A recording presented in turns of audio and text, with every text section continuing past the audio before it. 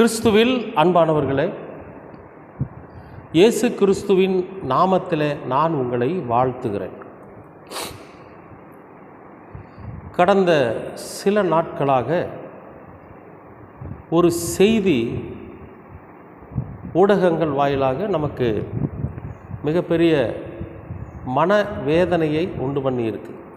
என்னன்னு கேட்டிங்கன்னா, Iran Israel தேசத்தின் மீது குண்டு மலைகளை பொழிந்து டெல் அவீவ் என்கிற அதன் தலைநகரை அழித்து விட்டதாக செய்தி. அது டிவியிலே நம்ம பார்த்தோம். இன்றைக்கி உலகத்தில்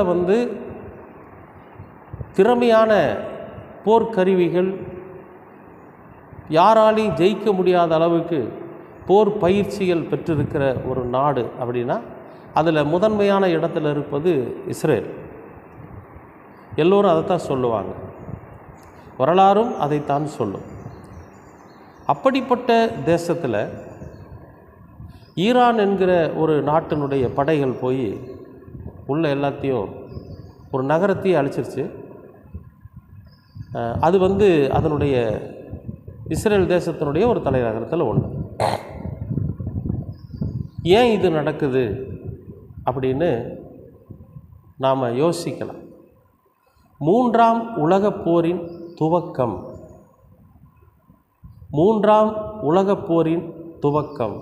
கவனமாக கேளுங்க. ஏன்னா கடவுளை நம்புகிறவர்களுக்குத்தான் இதனுடைய சாராம்சம் என்ன என்பது தெரியும்.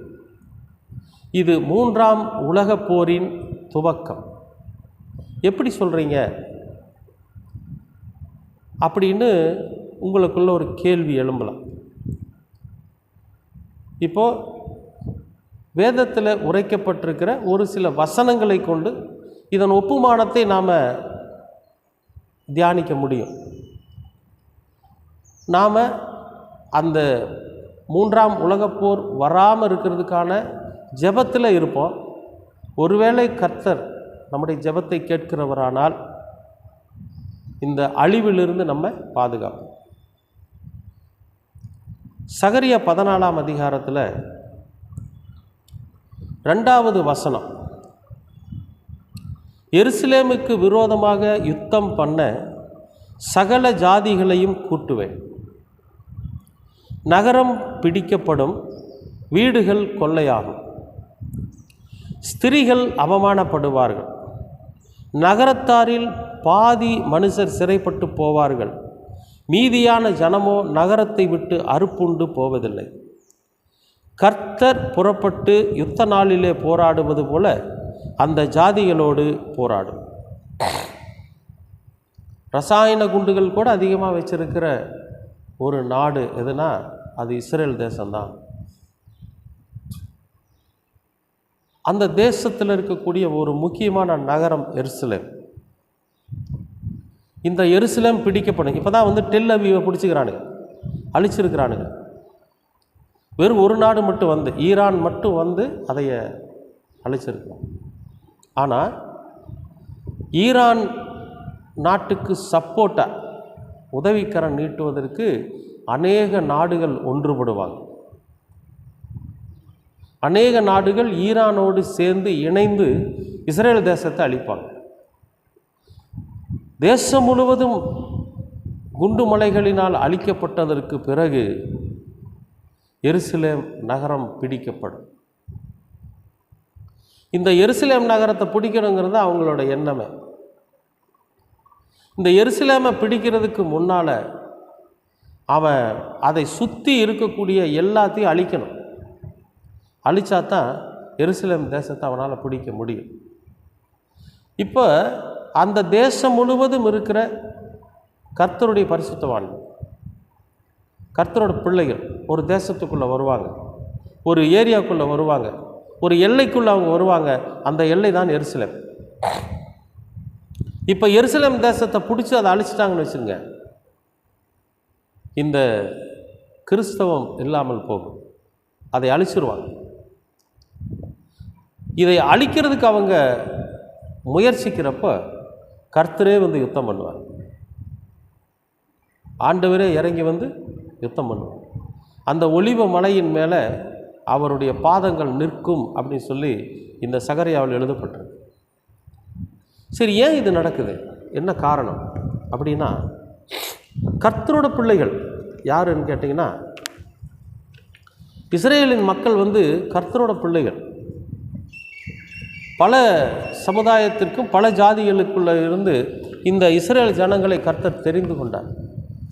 தெரிஞ்சுக்கிட்டு அவர்களுக்கென்று பல சலுகைகளும் அவர்களுக்கென்று பல காரியங்களும் கர்த்தர் செய்து காண்பித்தார். இது ஒரு நெடிய ஒரு நீண்ட ஒரு சப்ஜெக்ட். கொஞ்சம் பொறுமையாக கேட்டிங்கன்னா இது விளங்கும்.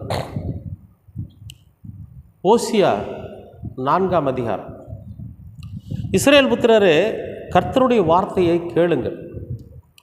தேச குடிகளே, கர்த்தருக்கும் தேசத்தின் குடிகளோடு கர்த்தருக்கு வழக்கு இருக்கிறது.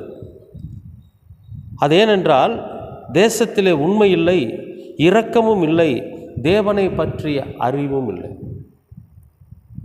இஸ்ரேல் மக்களை ஆண்டவர் கொண்டு இஸ்ரேல் தேசத்தில் வைக்கிறார். அதுக்காக அவர் பட்ட பாடுகள் பட்ட வேதனைகள் எத்தனை அப்படிங்கிறது ஆண்டவர் மோசேக்கு தெரியும்.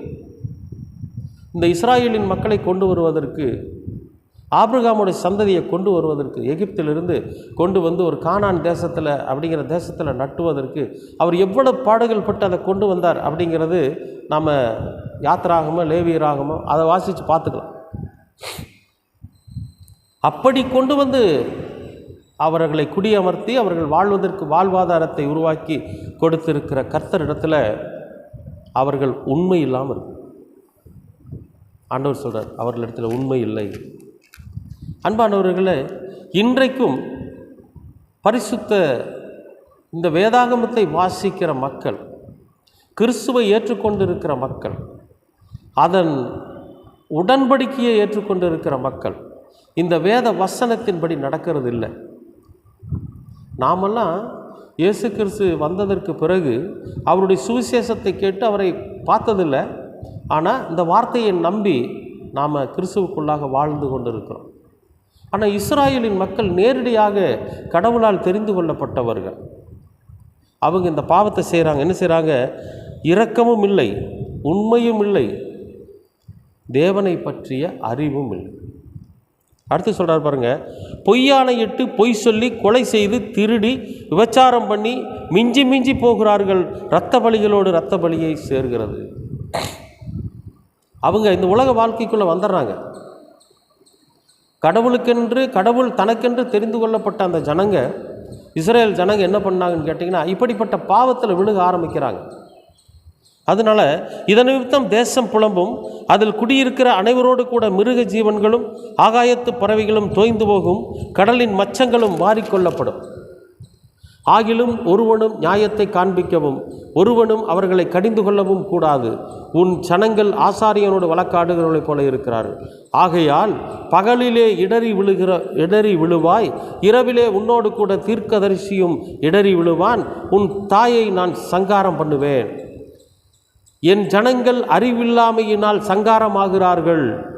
நீ அறிவை வெறுத்தாய், ஆகையால் நீ என் ஆசாரியனாயிராதபடிக்கு நானும் உன்னை வெறுத்து விடுவேன். நீ உன் தேவனுடைய வேதத்தை மறந்தாய், ஆகையால் நானும் உன் பிள்ளைகளை மறந்து விடுவேன்.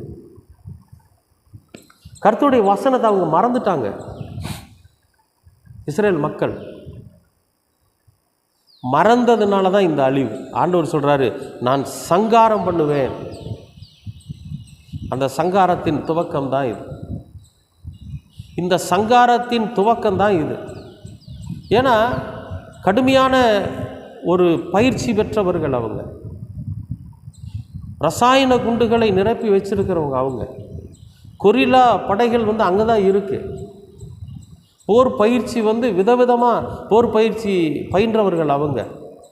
அந்த தேசத்துக்குள்ளே ஒரே நிமிஷத்தில் உள்ளே பூந்து அழிச்சிட்டு போயிட்டான்.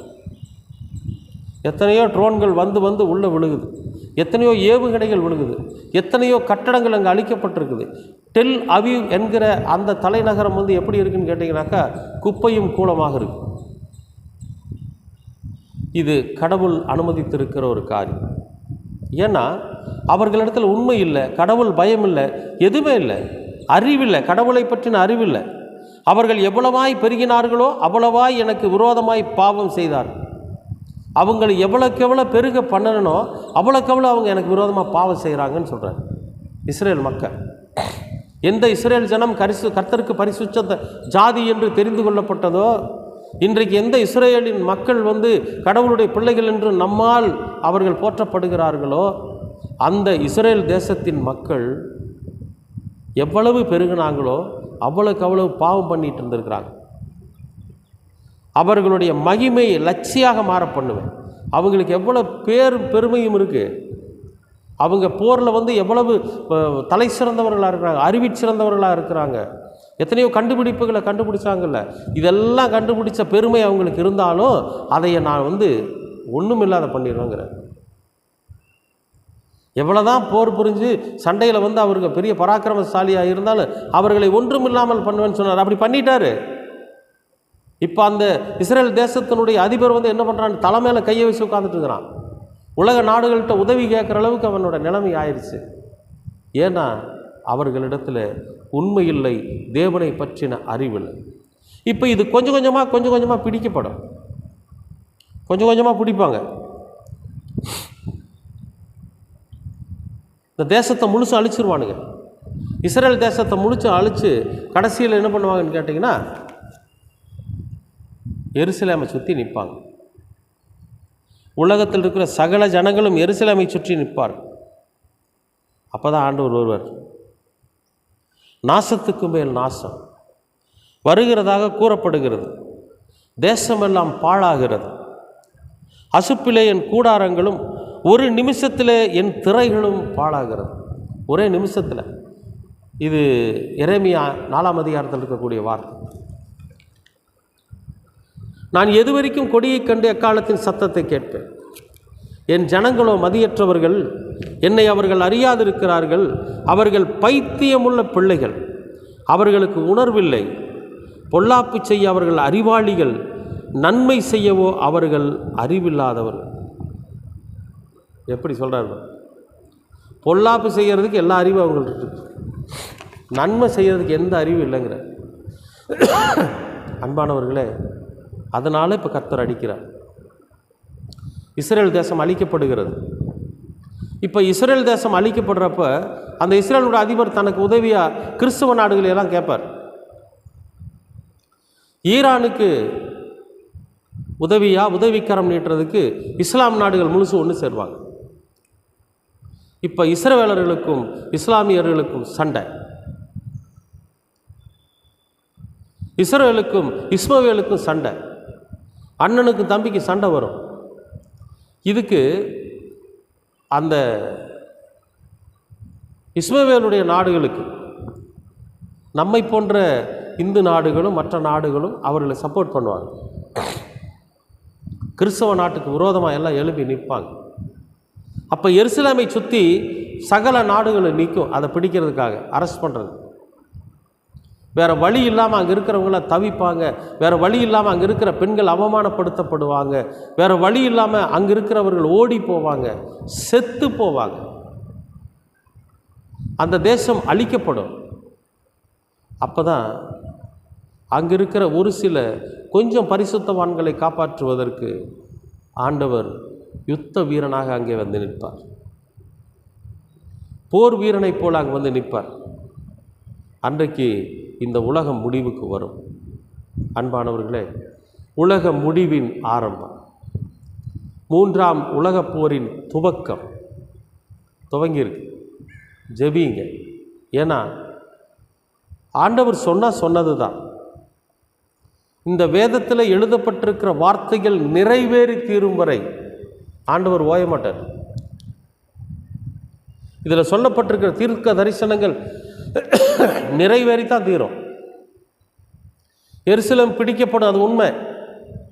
யார் எப்போ மண்டி போட்டு ஜெபம் பண்ணாலும் எருசலேம் பிடிக்கிறத தடுத்து நிறுத்த முடியாது. ஏன்னா வேதத்தின் வார்த்தை ஆண்டவர் சொல்லியிருக்கார். அங்கே இருக்கிற ஜனங்கள் அப்படிப்பட்டவர்கள், முரட்டாட்டம் உள்ளவர்களாக இருக்கிறாங்க. இப்போது கர்த்தர் எந்த காரியத்தை வெறுக்கிறாரோ அந்த காரியத்தை அவர்கள் செய்து கொண்டு இருக்கிறார். ஆகவே இஸ்ரேல் தேசம் அழிக்கப்படும்.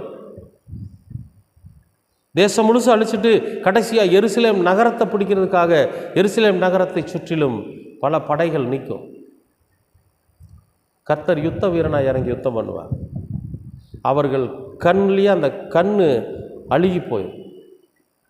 அவர்களுடைய சரீரம் அங்கே ரசாயன குண்டுகள் போடப்பட்டு உருகி போகும். வேதத்தில் இருக்கு. அன்பானவர்களே, அப்படிப்பட்ட அழிவில் நாம் இருக்கக்கூடாது, சிக்கிக்கக்கூடாது. அப்போ நம்மை பாதுகாத்து கொள்ள நாம் உணர்வுள்ளவர்களாக இருக்கணும், உண்மையுள்ளவர்களாக இருக்கணும், கர்த்தருடைய வசனத்தை அறிந்து கொள்ளவர்களாக இருக்கணும், அதற்கு பயப்படுகிறவர்களாக இருக்கணும்.